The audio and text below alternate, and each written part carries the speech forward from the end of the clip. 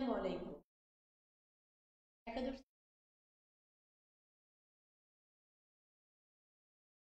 সবাই আছো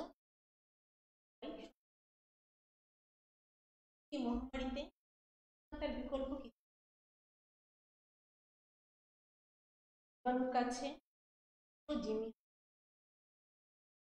তার সঙ্গে লড়াই করে বাহাদুর দেখানোর আমরা সচেতন আমরা আমাদের পড়াশোনা কাজ চালিয়ে যাব। চলো আজকে বাংলা বিষয়ের অনলাইন ক্লাসে আপনাদেরকে আবারও আমি স্বাগত জানাচ্ছি। আমি আক্তার লিপি, বাংলা বিষয়। আমাদের আজকে নির্ধারিত বিষয় রবীন্দ্রনাথ ঠাকুরের কবিতাটা পড়ার আগে গত 2 ক্লাসে প্রশ্ন জমেছিল।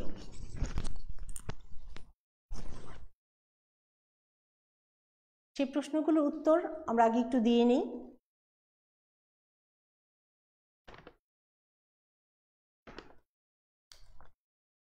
দ্বিতীয় ক্লাসে কিছু প্রশ্ন ছিল, দৈত্য, দানব, রাক্ষস এগুলোর মধ্যে পার্থক্য কি? বিভীষণের প্রতি মেঘনাদ পড়ার পর তোমাদের প্রশ্ন। এগুলো আসলে পৌরাণিক বিষয়, তো এগুলোতে খুব বেশি তফাৎ নেই। মূল বিষয়টা হচ্ছে দানব। দানব হচ্ছে এক শ্রেণীর মানে নিম্ন শ্রেণীর বিকৃত ভয়ঙ্কর চেহারার এবং ধ্বংসাত্মক ক্ষমতার প্রাণী হিসেবে পুরাণে পরিচিত আছে। এবং এরা কি মানে এদের ক্ষমতাগুলো মানব সমাজের জন্য হুমকি স্বরূপ, এবং মানব সমাজ মানে কি সমাজ এবং সভ্যতা সব কিছুর জন্যই হুমকি স্বরূপ, এবং এরা মানে মানব সমাজের নিয়ম নীতি মেনে চলতে পারে না। ভয়ঙ্কর এবং অতি প্রাকৃতিক বা অলৌকিক কিছু ক্ষমতারও এদের সঙ্গে যুক্ত আছে। আর দৈত্য হচ্ছে এক প্রকার মানবাকৃতির দানব, যেটা মানে যারা প্রায়ই পুরাণে উল্লেখ আছে, ইউরোপীয় পুরাণ বা ভারতীয় পুরাণ, যে এরা দেবতাদের সাথে যুদ্ধে লিপ্ত হয়। হিন্দু পুরাণ অনুযায়ী যে দিতি এবং ঋষি কশ্যপের সন্তান যারা, তারাই দৈত্য হিসেবে পরিচিত। আর রাক্ষস এক শ্রেণীর দানব, মানে অসুর এদের সমার্থক হিসেবে ব্যবহৃত হয়, এবং এরা হচ্ছে মানুষ ভক্ষণ করে, যেটা তোমরা কি বলে যে বিভীষণের প্রতি মেঘনাদ কাব্যাংশে পড়েছ শূর্পণখার কথা দিয়ে।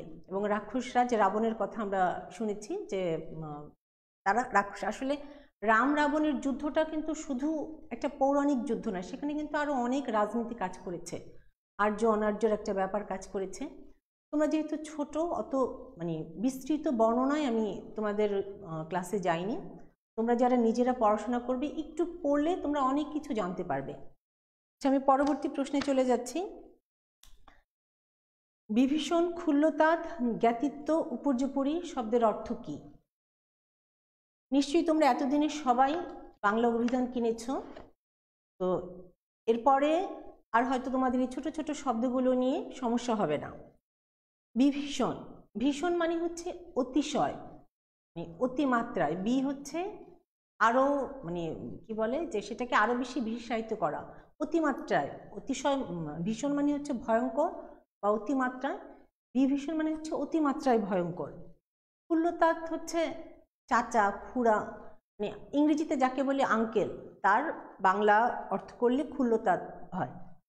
জ্ঞাতিত্ব, জ্ঞাতিত্ব মানে হচ্ছে আত্মীয়তার সম্পর্ক আছে যাদের সাথে, আত্মীয় রক্তের সম্পর্কে অথবা মানে বংশ পরম্পরায় সম্পর্ক যাদের সাথে, তারাই হচ্ছে জ্ঞাতি। উপর্যুপরি, উপরি যুগ উপরি, একটার পর একটা। ওই যে রাম রাবণের যুদ্ধে রামের দেবতাদের সহায়তায় রামের উপর্যুপরি আক্রমণে রাবণ বিধ্বস্ত হয়ে গিয়েছিল, সেই প্রসঙ্গে কথাটা শব্দটা এসেছে। রথী সম্পর্কে জানতে চেয়েছ। রথী আসলে পৌরাণিক বিষয়, বিশেষ করে মহাভারত থেকে এসেছে।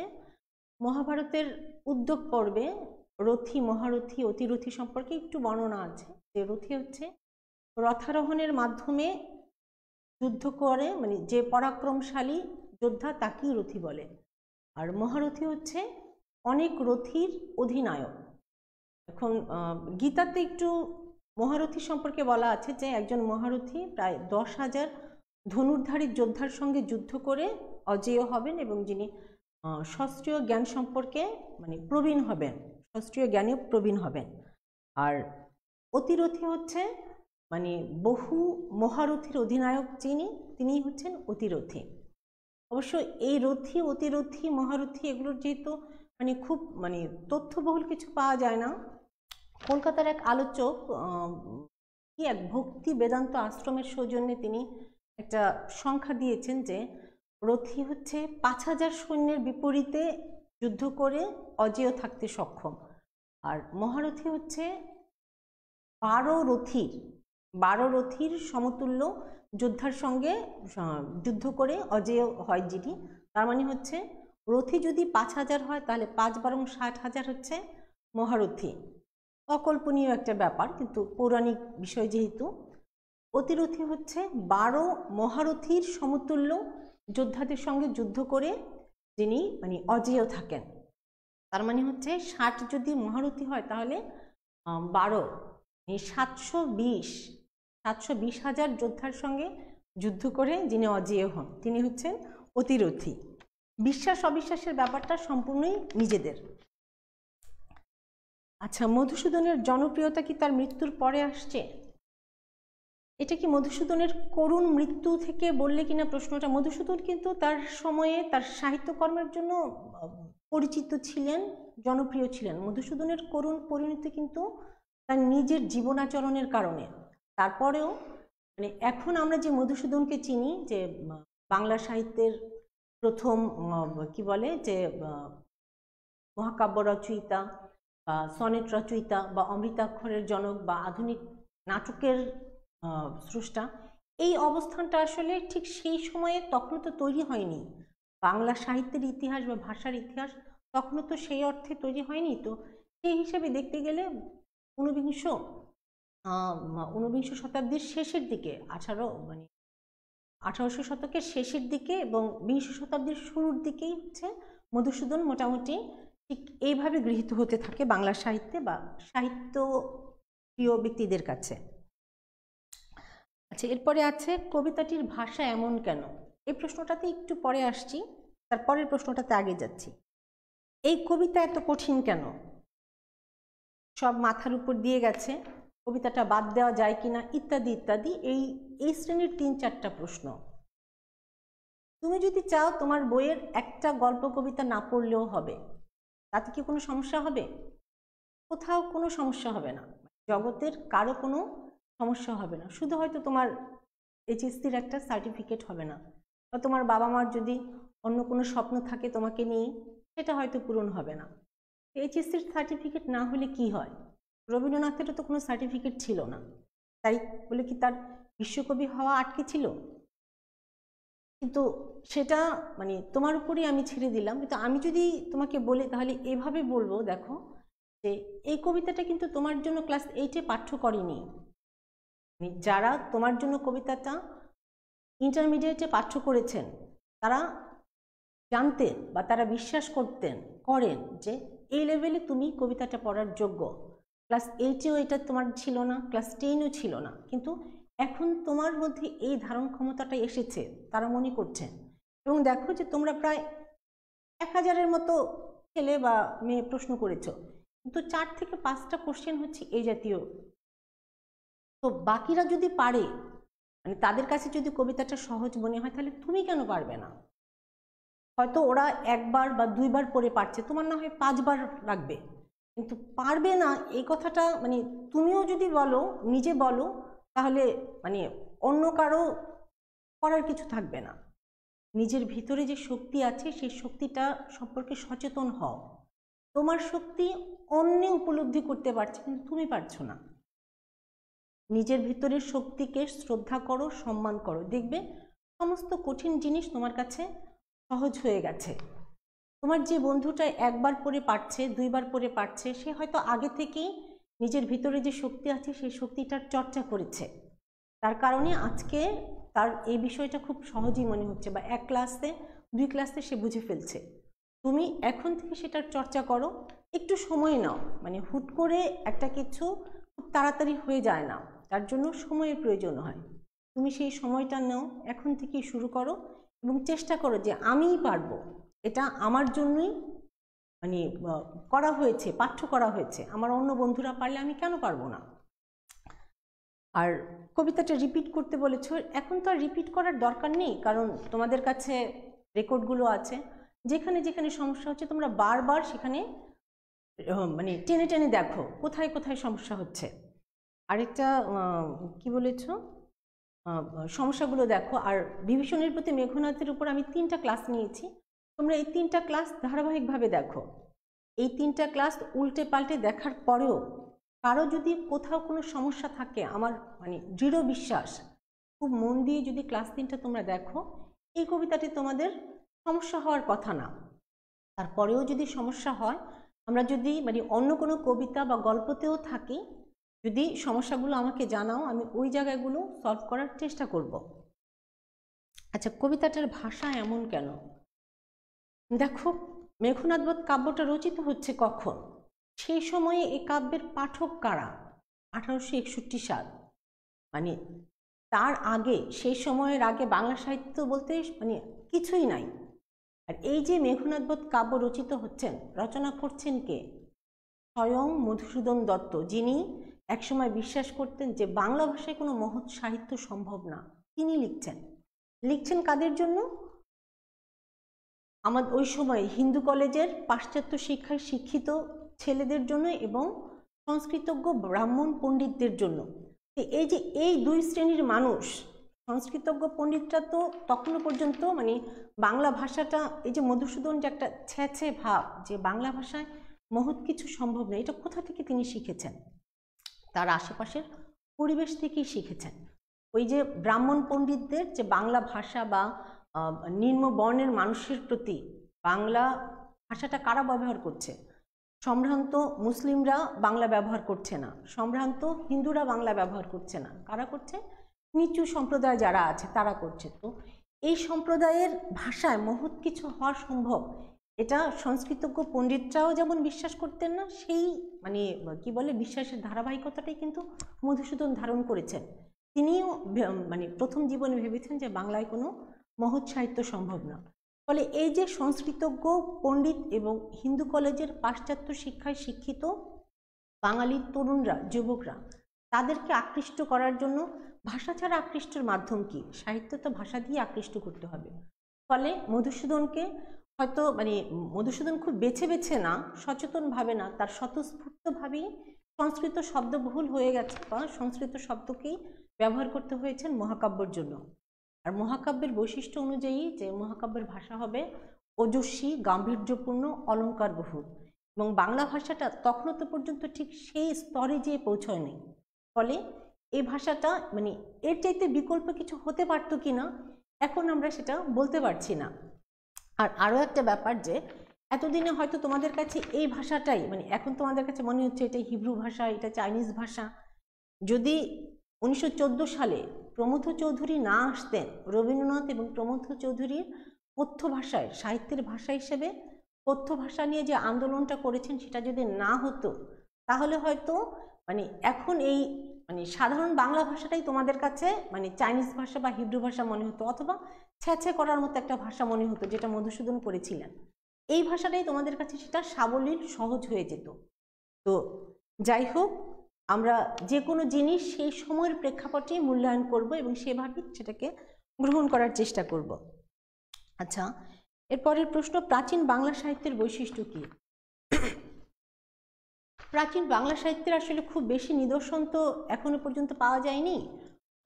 একটি মাত্র গ্রন্থ পাওয়া গেছে, চর্যাপদ, যেটা চর্যাপদ নামে 1916 সালে বঙ্গীয় সাহিত্য পরিষদ থেকে বের হয়। হরপ্রসাদ শাস্ত্রী যেটা আবিষ্কার করেন 1907 সালে।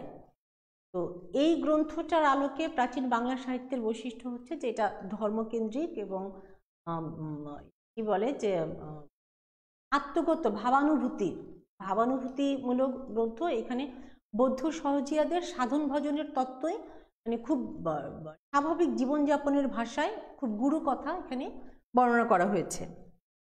আচ্ছা, একটা প্রশ্ন এসেছে, ঈশ্বর গুপ্তের কবিতা সম্পর্কে জানতে চেয়েছো এবং গুপ্ত যুগ কেন প্রাচীন। এই প্রসঙ্গে আরেকটা প্রশ্ন বলছি, তোমরা যে কোনো বিষয়ে মানে তোমাদের জানার আগ্রহ আছে যে বিষয়গুলো, যে কোনো বিষয়ে প্রশ্ন করতে পারো, তবে যদি প্রশ্নগুলো প্রাসঙ্গিক হয়, মানে যে গ্রন্থটা বা যে বিষয়গুলো আমরা পড়াচ্ছি সেই প্রাসঙ্গিক হয়, তাহলে হলো কি যে সময়টাও খুব ভালো কাজে লাগবে। আর যে বিষয়টা আমরা পড়াচ্ছি হয়তো অনেকেই অনেক কিছু বুঝতে পারছো না, কিন্তু প্রশ্ন করছো না বা প্রশ্ন করার মানে সুযোগ হচ্ছে না। তোমরা যদি ওই বিষয়টা প্রশ্ন করার ক্ষেত্রে ওই বিষয়টার মধ্যে থাকো, তাহলে কি হবে যে তোমার যে জায়গাগুলো অস্পষ্ট, আরও যার এই জায়গাগুলোতে অস্পষ্টতা ছিল তাদের সেটা স্পষ্ট হয়ে যাবে। আচ্ছা, ঈশ্বরগুপ্ত হচ্ছে যুগসন্ধিক্ষণের কবি হিসেবে পরিচিত বাংলা সাহিত্যে। তার জন্ম 1812 সালে এবং মারা যান 1859 সালে। যুগসন্ধিক্ষণ মানে কি, যে দুইটা যুগকে যে সংযুক্ত করে। তিনি জন্মেছেন আধুনিক যুগে, আমরা বলছি আধুনিক যুগের সূচনা হচ্ছে 1800 সাল থেকে, 1801 থেকে শুরু এবং এখন পর্যন্ত সেটা চলছে। তার মধ্যে 1801 থেকে 1860 হচ্ছে আধুনিক যুগের প্রস্তুতিকাল। তো এই প্রস্তুতিকাল মানে হচ্ছে যে হিন্দু কলেজের মানে পাশ্চাত্য শিক্ষায় শিক্ষিত বাঙালি যুবকরা তৈরি হচ্ছেন, বাংলা সাহিত্য বা সংস্কৃতি বা সমাজ রাজনীতি সব ক্ষেত্রে একটা বিপ্লবের জন্য তৈরি হচ্ছেন। তো এই জন্য এই সময়টাকে বলছে প্রস্তুতিকাল। এই প্রস্তুতিকালের মধ্যে থেকেও জন্মেও বসবাস করেও ঈশ্বরগুপ্তের মধ্যে কিছু স্ববিরোধী আচরণ ছিল। মানে তিনি ইংরেজি শিক্ষাটাকে, নারী শিক্ষাকে একদিকে, তার পত্রিকা 1831 সালে তিনি সংবাদ প্রভাকর নামে একটি পত্রিকা, বাংলা পত্রিকা চালু করেন, যেটা প্রথম পরবর্তী সময়ে 1839-এ প্রথম বাংলা দৈনিক পত্রিকা হিসেবে পরিচিতি পায়। সেই পত্রিকাতে মানে তিনি নারী শিক্ষার প্রতি একদিকে তিনি স্বাগত জানাচ্ছেন, আবার তার কবিতায় সেটাকে ব্যঙ্গ করছেন। ইয়ং বেঙ্গলকে তিনি স্বাগত জানাচ্ছেন, আবার ব্যঙ্গ করছেন। মানে মানে এই যে আধুনিকতাটাকে ঠিক তিনি সেভাবে গ্রহণ করতে পারছেন না, কারণ ওই যে মধ্যযুগীয় একটা মনোভাব, যে সংস্কার আচ্ছন্নতা, এটাকে তিনি একদম মানে ছেড়েও দিতে পারছেন না, আবার আধুনিকতার যে বাতাসটা সেই সময় প্রবাহিত হচ্ছে সেটাকে তিনি গ্রহণও করতে পারছেন না। তো এই দুই দোলাচলে তার সাহিত্যের মধ্যে এই দুইটারই প্রকাশ ঘটেছে। তার সাহিত্যের বিষয়ে তিনি দেশপ্রেম নিয়ে কথা বলেছেন প্রথম, কিন্তু তার দেশপ্রেমটা মানে সমালোচকদের কাছে সংকীর্ণ দেশপ্রেম হিসেবে বিবেচিত হয়েছে। কারণ হচ্ছে তিনি মানে একেবারেই হচ্ছে নিজের দেশ কেন্দ্রিক দেশপ্রেম দেখিয়েছেন। মানে দেশপ্রেম ব্যাপারটা তো এমন না যে নিজের দেশকে ভালোবেসে অন্যকে ঘৃণা করতে হবে বা মানে অন্যের কোনো কিছুকে অবজ্ঞা করতে হবে, ব্যাপারটা তেমন না, কিন্তু তিনি সেটাই করেছেন। কতরূপ স্নেহ করি, দেশের কুকুর ধরি, বিদেশের ঠাকুর ফেলিয়া, এই ধরনের ব্যঙ্গাত্মক কথাবার্তা তার সাহিত্যের মধ্যে। তো এই সমস্ত কারণে তিনি মানে আধুনিক যুগে অবস্থান করেও তার মানসিকতার দিক থেকে একটু প্রতিক্রিয়াশীলতার পরিচয় দিয়েছেন। তার কাব্যের বিষয় ছিল দেশপ্রেম, প্রকৃতি প্রেম, তারপরে অনেক তুচ্ছ বিষয় নিয়েও তিনি কবিতা লিখেছেন। তুচ্ছ বিষয় নিয়ে মানে তপসে মাছ, তারপরে আনারস ইত্যাদি নানা এগুলো নিয়ে তার কবিতার বিষয় হয়েছে। তো এই হচ্ছে মোটামুটি ঈশ্বরগুপ্ত। আর গুপ্তযুগ কেন প্রাচীন? গুপ্তযুগ এই অর্থে প্রাচীন যে গুপ্তযুগের আগে বাংলার ধারাবাহিক কোনো ইতিহাস পাওয়া যায় না। গুপ্তযুগ থেকেই মানে খ্রিস্টের জন্মের পরে গুপ্তযুগ শেষ হয়ে যায়।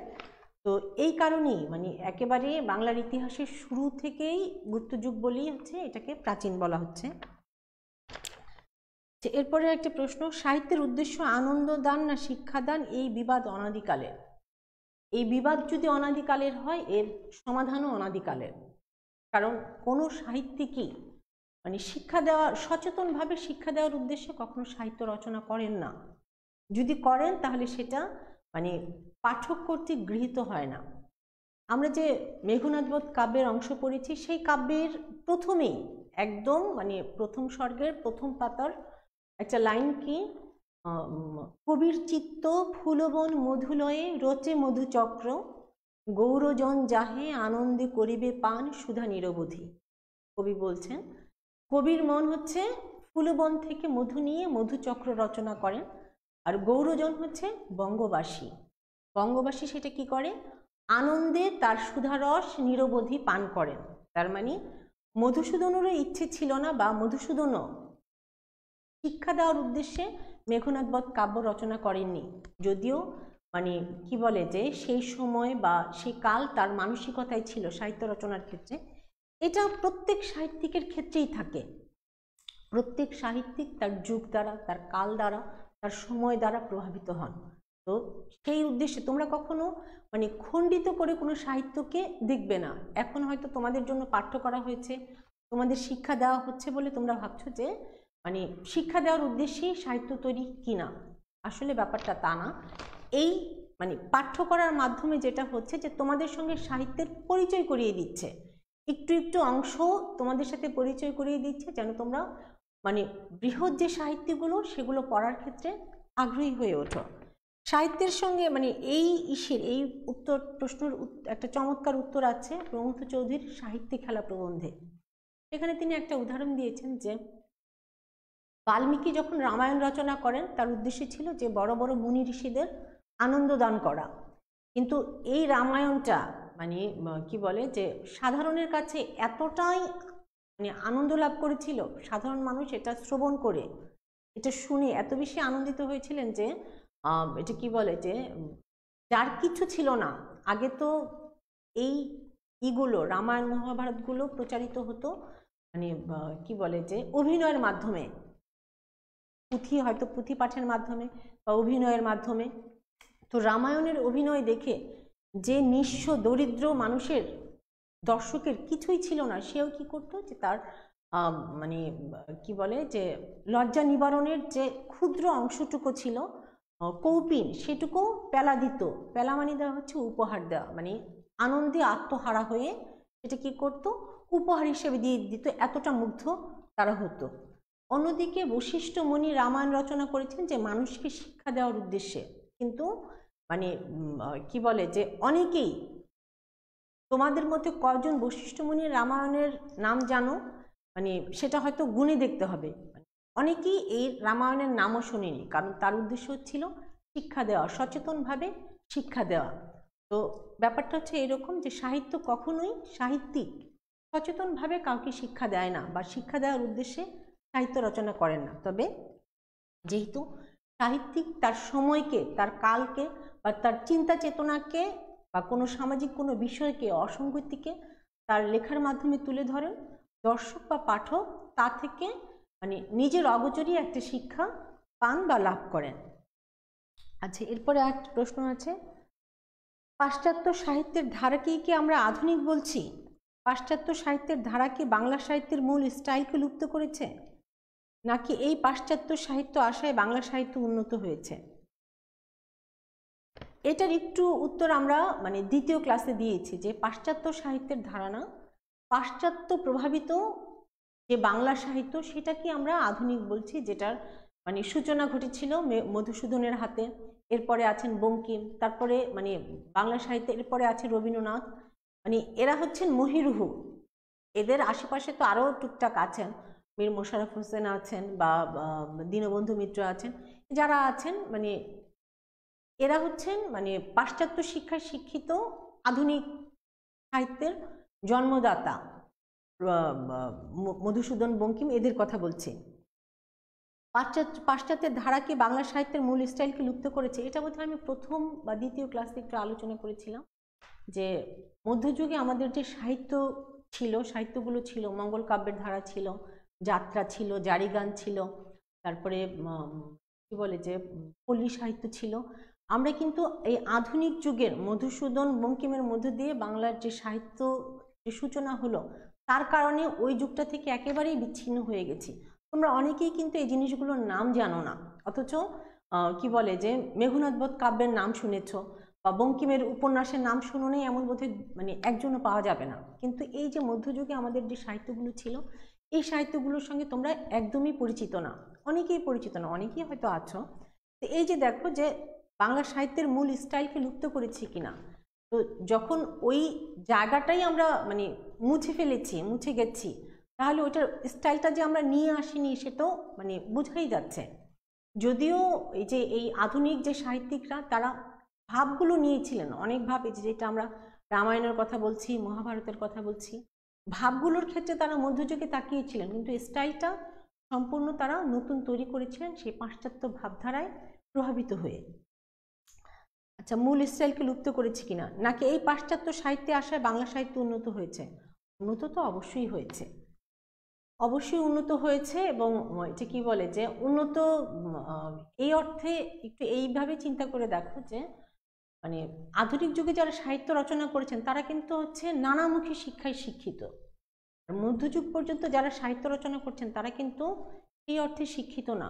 কেউ কেউ হয়তো মানে সংস্কৃত, ফার্সি ভাষা জানতেন, কিন্তু বাকিরা মধ্যযুগের অন্য যারা আছেন তারা মানে বাংলা ছাড়া আর কিছু জানতেন না, অন্য কোনো দেশের সাহিত্যের সঙ্গে তাদের পরিচয় নাই।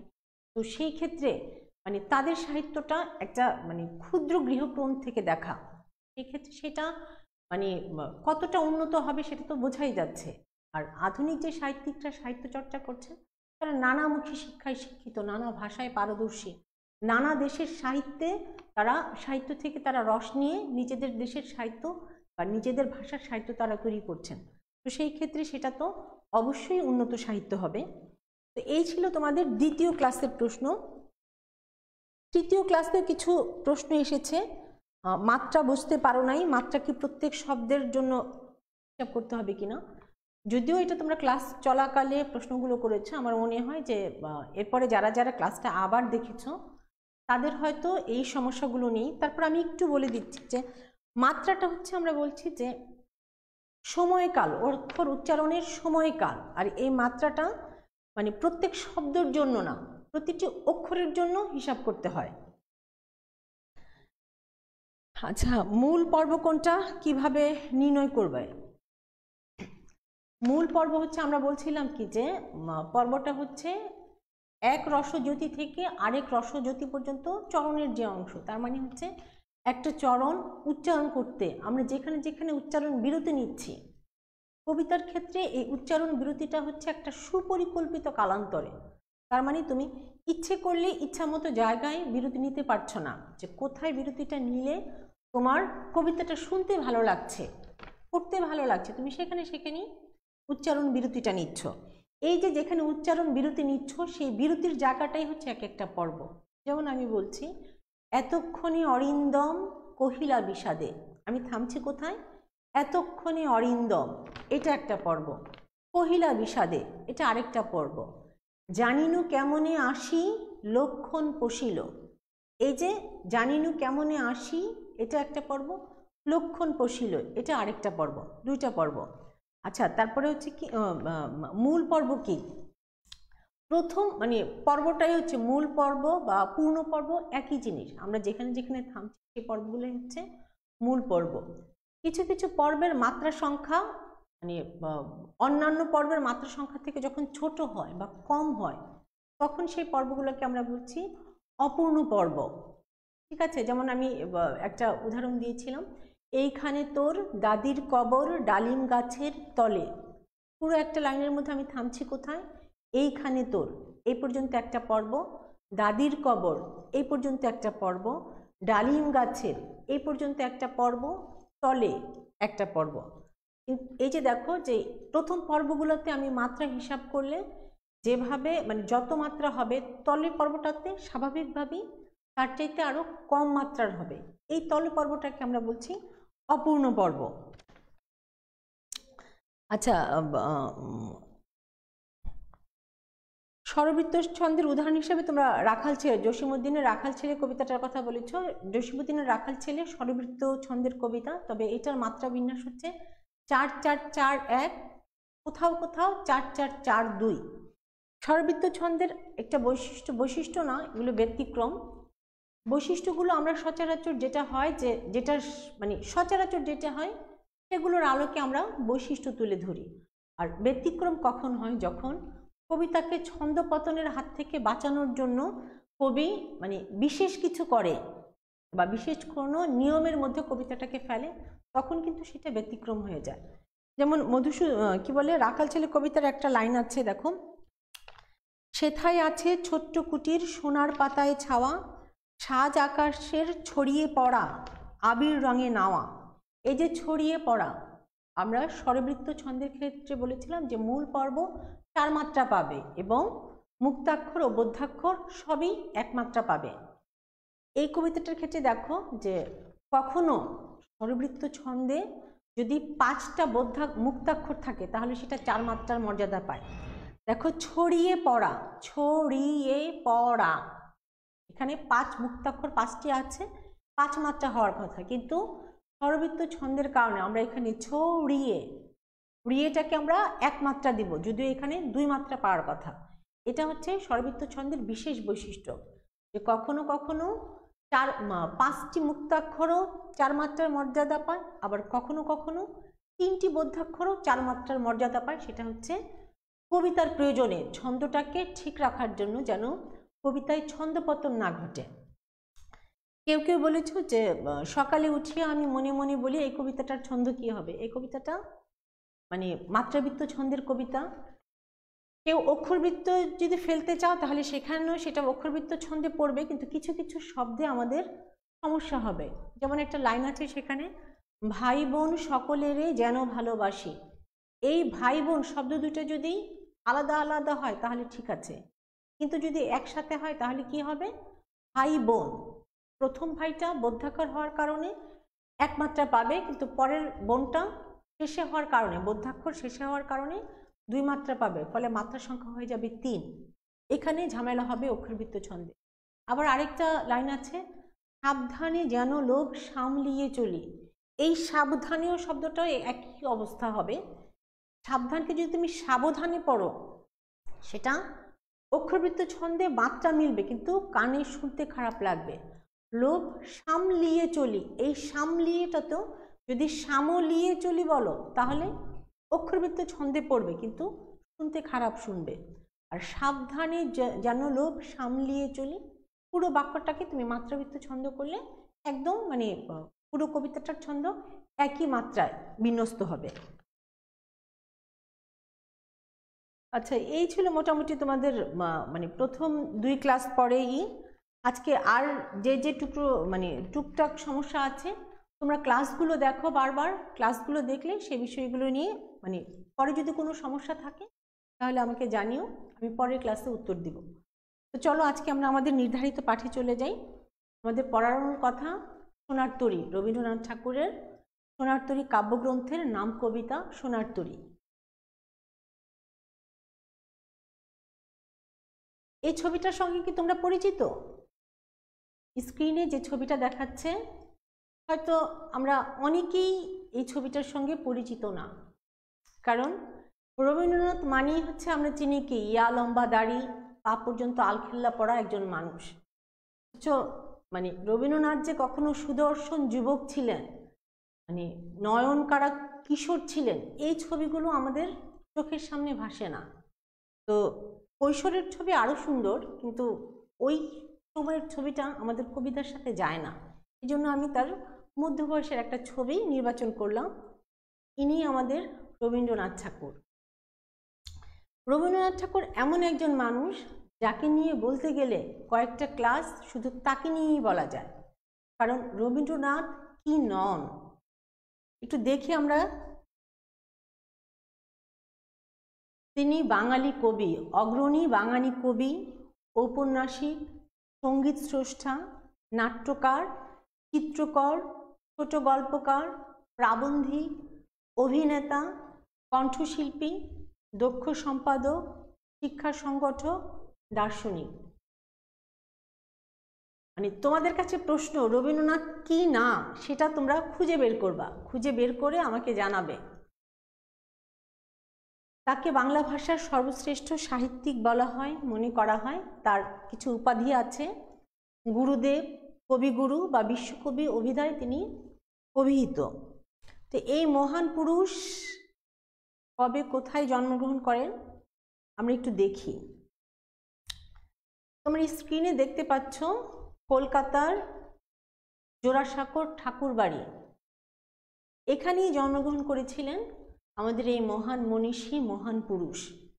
সময়টা ছিল 1861 সালের 7ই মে এবং বাংলা তারিখটা ছিল 1268 সনের 25শে বৈশাখ। এখানেই তার জন্ম, শিশুকাল কাটে এখানে, এবং এখানেই তিনি মারা যান 1941 সালের 7 আগস্ট। 1941 সালের 7 আগস্ট এবং বাংলা 1348 সালের 22 শ্রাবণ। আচ্ছা, এটাতে আমরা একটু পরে আসি, আমরা তার জীবন সম্পর্কে একটু জেনে নিই। রবীন্দ্রনাথের জন্ম তো বললাম 1861 সালে, কলকাতার ঠাকুর পরিবার, একটি সম্ভ্রান্ত এবং সংস্কৃতমনা পরিবারে তার জন্ম। তার বাবা মহর্ষি দেবেন্দ্রনাথ ঠাকুর, যার কথা আমরা 19 শতকের রেনেসাঁস পড়তে যেয়ে জেনেছি যে ব্রাহ্ম সমাজ প্রতিষ্ঠার ক্ষেত্রে যিনি, বা সামাজিক আন্দোলনের ক্ষেত্রে তিনি গুরুত্বপূর্ণ ভূমিকা রেখেছিলেন। তিনি সেই দেবেন্দ্রনাথ ঠাকুরের ছেলে রবীন্দ্রনাথ, তার মা সারদা দেবী, এবং একটা সাংস্কৃতিক পরিমণ্ডল ছিল তার পরিবারে। তার বোন, বড় বোন স্বর্ণকুমারী দেবী, বাংলা ছোট গল্পের ক্ষেত্রে যার অবদান আছে। তার দাদা জ্যোতিরিন্দ্রনাথ ঠাকুর, বাংলা নাটকের ক্ষেত্রে, অনুবাদ সাহিত্যের ক্ষেত্রে যার ভূমিকা আছেন, একটা স্থান তিনি দখল করে আছেন। তো এরকম একটা সাহিত্যিক পরিমণ্ডলে, শিক্ষিত সাহিত্যিক পরিমণ্ডলে তিনি বড় হন, বেড়ে ওঠেন। শিশুকাল থেকেই তার সাহিত্য চর্চা শুরু হয়। 7-8 বছর বয়স থেকেই তিনি কবিতা লেখেন এবং সেগুলো পত্রিকায়ও প্রকাশিত হতে থাকে। 15 বছর বয়সে তার প্রথম কাব্যগ্রন্থ প্রকাশিত হয়, বনফুল। তো ওই যে 7-8 বছর থেকে তিনি লেখা শুরু করেন, ওই রবীন্দ্রনাথের সূচনা। জন্মের পর প্রথম 7-8 বছর তার প্রস্তুতিকাল। এরপরে যে তিনি লিখেছেন, একদম 80 বছর বেঁচে ছিলেন, মানে মারা যাওয়ার 2 দিন আগেও তিনি লিখেছেন। তখন হয়তো সরাসরি বা নিজে লিখতে পারেননি, তিনি বলেছেন, অন্যেরা লিখে নিয়েছেন। তো তার সম্পর্কে তার মানে খুব গুরুত্বপূর্ণ কিছু তথ্যই আমরা শুধু জানবো, কারণ বলে শেষ করা যাবে না রবীন্দ্রনাথ নিয়ে। তো রবীন্দ্রনাথ 1883 সালে বাংলাদেশের খুলনার মেয়ে ভবতারিণী দেবীর সঙ্গে বিবাহ বন্ধনে আবদ্ধ হন। বিয়ের পরে যিনি মৃণালিনী দেবী নামে পরিচিত হন। 1890 সাল, যেটা রবীন্দ্র সাহিত্যের জন্য যেমন গুরুত্বপূর্ণ, আমাদের জন্যও গুরুত্বপূর্ণ। বাংলাদেশের শিলাইদহে রবীন্দ্রনাথের তাদের পারিবারিক জমিদারি স্টেট ছিল শিলাইদহ। এখানে সিরাজগঞ্জের প্রতিশর, সিরাজগঞ্জের শাহজাদপুর, খুলনার প্রতিশর, এই জায়গাগুলোতে রবীন্দ্রনাথের পারিবারিক মানে জমিদারি ছিল। তো এই বঙ্গের জমিদারি দেখাশোনার দায়িত্ব পড়ে রবীন্দ্রনাথের উপরে।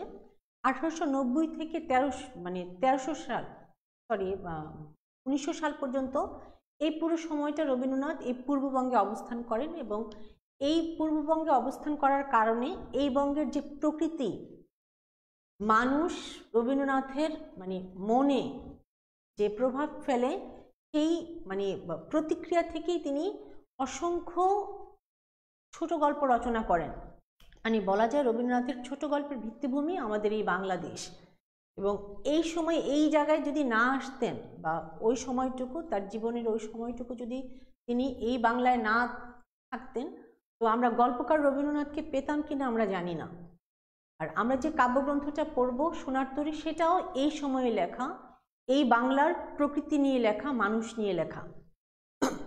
তো 1890 থেকে 1900 সাল পর্যন্ত রবীন্দ্রনাথ এখানেই স্থায়ীভাবে বাস করেন। এরপর 1901 সালে তিনি কলকাতার শান্তিনিকেতনে ব্রহ্ম বিদ্যালয় স্থাপন করেন এবং সেখানেই বসবাস শুরু করেন, স্থায়ীভাবে বসবাস শুরু করেন। 1802 সালে তার স্ত্রী মারা যান, মৃণালিনী দেবী মারা যান। 1805 সালে, তখন বঙ্গভঙ্গ আন্দোলন হচ্ছে, রবীন্দ্রনাথ বঙ্গভঙ্গের বিপরীতে অবস্থান নেন এবং রাখি বন্ধনের প্রচলন করেন। এবং এই সময়েই রচিত হয় বিখ্যাত গান, আমাদের জাতীয় সঙ্গীত, আমার সোনার বাংলা আমি তোমায় ভালোবাসি। ফকির কি বলে, গগন হরকরার সুরে বাংলাদেশের জাতীয় সঙ্গীত পরবর্তী সময়ে গৃহীত হয়।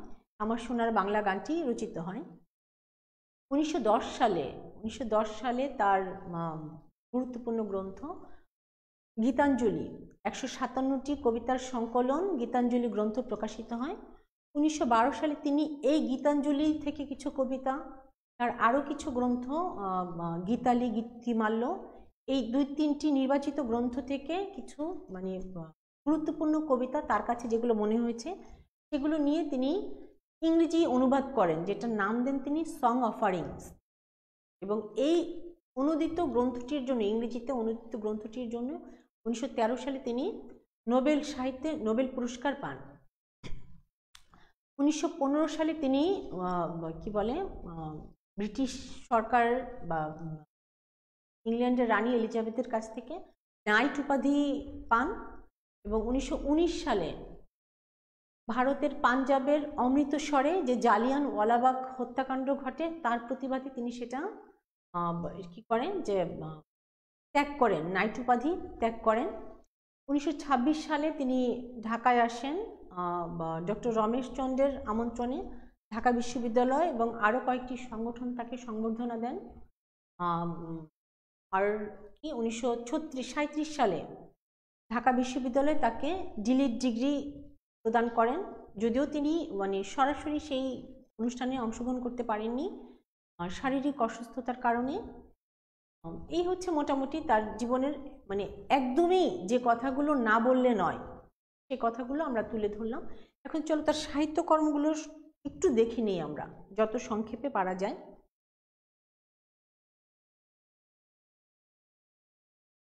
রবীন্দ্রনাথ তার সমগ্র জীবনে 56টি কাব্যগ্রন্থ রচনা করেন। তার মধ্যে উল্লেখযোগ্য হচ্ছে মানসী, সোনার তরী, যেটার কবিতা আমরা আজকে পড়ব, খনিকা, পুনশ্চ, জন্মদিনী ইত্যাদি।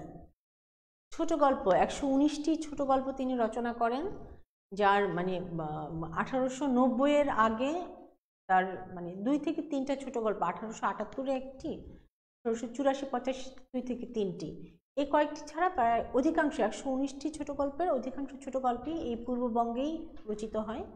মানে গুরুত্বপূর্ণ যে গল্পগুলো, এই 119টি গল্প 4টি গ্রন্থে তার সংকলিত মানে সন্নিবেশিত আছে। সেগুলো কি? গল্পগুচ্ছ, সে, গল্প স্বল্প এবং লিপিকা। উপন্যাস রচনা করেছেন 13টি। উল্লেখযোগ্য হচ্ছে চতুরঙ্গ, ঘরে বাইরে, যোগাযোগ, চোখের বালি, গোড়া ইত্যাদি।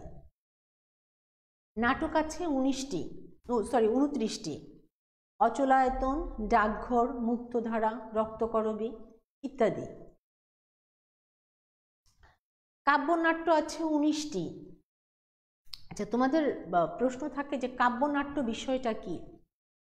কাব্যনাট্য মূলত হচ্ছে নাটক। নাটক সেটা কি, যে যেখানে কাব্যের বৈশিষ্ট্য এবং নাটকের বৈশিষ্ট্য সমান্তরালে চলে এবং কাব্যগুণ নাট্যগুণকে অতিক্রম করে যায় না। কাব্যের মতো করে নাটক রচনা করা হয়, শেষ পর্যন্ত সেটা কিন্তু নাটকই হয়। ঠিক আছে, তোমরা এরকম একটি কাব্যনাট্য অংশবিশেষ পড়বে। এরপরে সৈয়দ শামসুল হকের নুরুল দিনের কথা মনে পড়ে যায়, যেটা নুরুল দিনের সারা জীবন কাব্যনাট্যের অন্তর্গত। তো রবীন্দ্রনাথের এই ধরনের কাব্যনাট্যের মধ্যে আছে বিসর্জন, চিত্রঙ্গদা ইত্যাদি। চিঠিপত্রের বই 13টি। তার মানে তিনি বিভিন্ন সময়ে বিভিন্ন জায়গায় অবস্থানের সময় তার আত্মীয় স্বজন বা বন্ধু বান্ধবদের সঙ্গে যোগাযোগ করেছেন যে পত্রাবলীর মাধ্যমে, সেগুলো সাহিত্যের পর্যায়ে মানে সাহিত্যের পর্যায়ে পড়ে। তোমরা যদি পড়ো এই চিঠিপত্রগুলো, সেগুলো দেখবে যে কোনো কবিতা বা কোনো গল্প থেকে সেগুলো কোনো অংশেই ছোট না। তো চিঠিপত্রের বই আছে এরকম 13টি, গীতি পুস্তক আছে 4টি, গানের সংখ্যা প্রায় 2000-এর উপরে। চিত্রাবলীও তিনি তার মানে লেখালেখি যে কাটাকুটি, সেখান থেকে তার প্রথম চিত্র আঁকা শুরু হয়, সেগুলোর সংখ্যাও প্রায় 2000-এর মতো। প্রবন্ধ গ্রন্থ আছে 36টি।